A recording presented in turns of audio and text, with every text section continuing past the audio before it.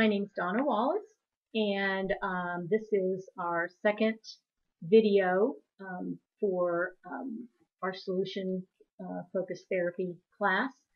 I have with me here today Christine, who has agreed to come back and share with us some of the things that she is challenged by. So we'll get started. Thanks for coming, Christine. I appreciate it. So, what do you want to get out of being here today? I get nervous when I sort of have a fear of men or relationships with men. Okay. All right. And when is it that you notice that fear? I mean, I'm comfortable around them. I can talk with them. But when it comes to it becoming serious, I get nervous. I'll sabotage it. I'll push the person away. So what does that nervousness feel like to you? What happens to you? What do you notice when that's happening?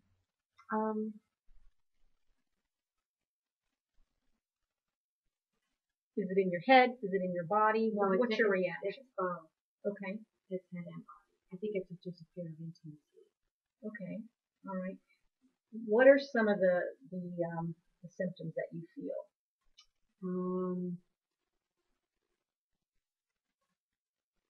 It's hard for me to open up. It's hard for me to physically show affection. It's hard for me to give compliments. It's easier for me to, I don't want to say love a stranger, but versus someone that's close. The closer someone gets to me, the harder it gets. Okay. Okay. Now, how long have you noticed this happening? I've actually had it for probably most of my life as far as the non-affection. I've always had complaints about non-affection. You're not getting affection, or yes, and I have a hard time receiving it, like to a degree. Okay. So I just get nervous. I clam up. And I just don't know how. I just don't know how to do it. What think about a time, because the same thing doesn't happen to us all the time. There's usually exceptions when that's not happening. Tell me about a time when that didn't happen to you, when you were around a male or asked out on a date.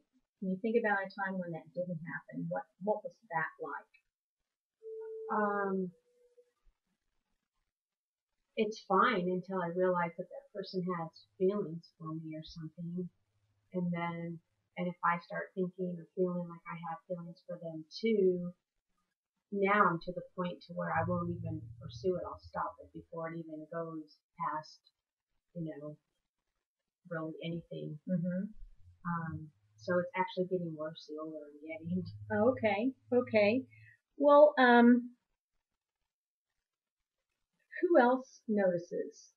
The person that I'm with. Yeah. What about, do you think they really do notice it? What do you think they're thinking about you? I mean, do you have any trust or belief in the fact that they thought enough of you to ask you out? That they thought you were worthy enough to ask out? Yeah, I mean, it could be a trust issue because I wonder what the ulterior motive behind that is.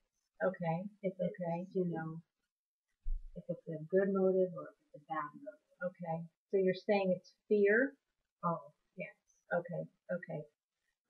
Let's think about a time again. Go back to the last time when you weren't feeling that way. What was that like for you? Describe that to me when you weren't that way in a situation around a date. When I wasn't attracted to the person or didn't have similar feelings. So I just went, I guess my motive would have been wrong, just to go to have company or go for free food. Okay. Nothing wrong with that. Bad, But that would be a good way for you to ease into um, a date or a time together. Mm-hmm. Do you feel that what are the activities that you engage in when you're not feeling that pressure?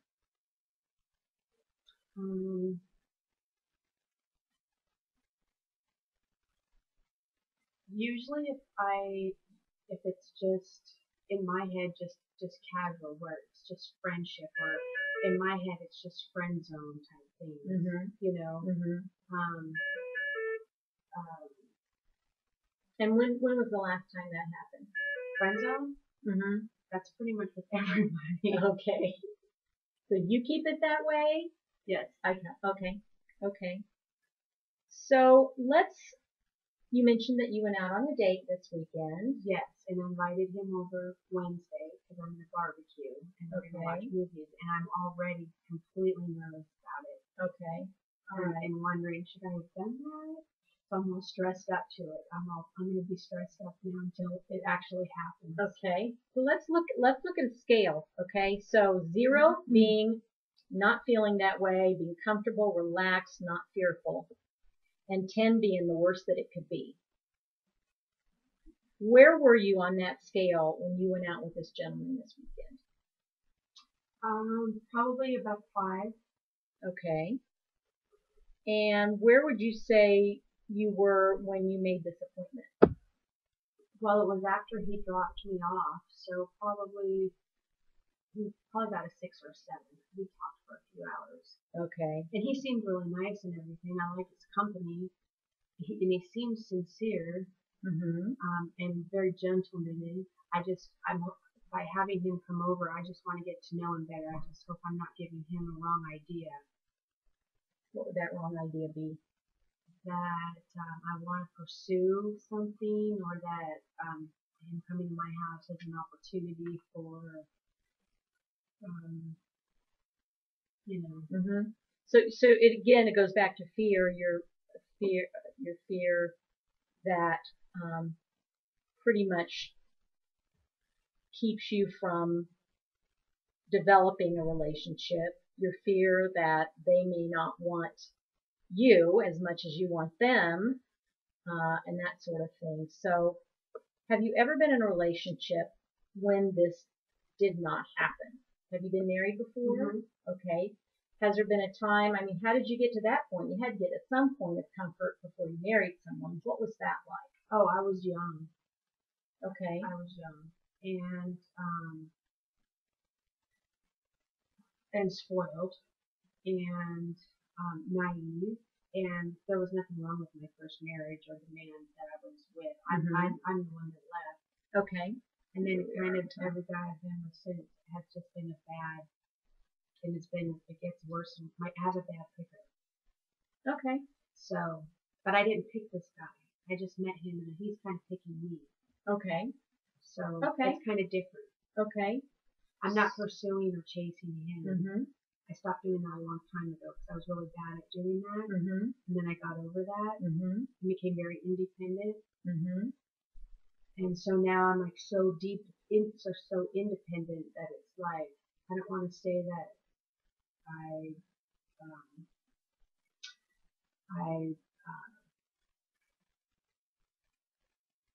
don't need a man, but kind of in a way, just because of what I went through. I know I shouldn't stereotype, but I just,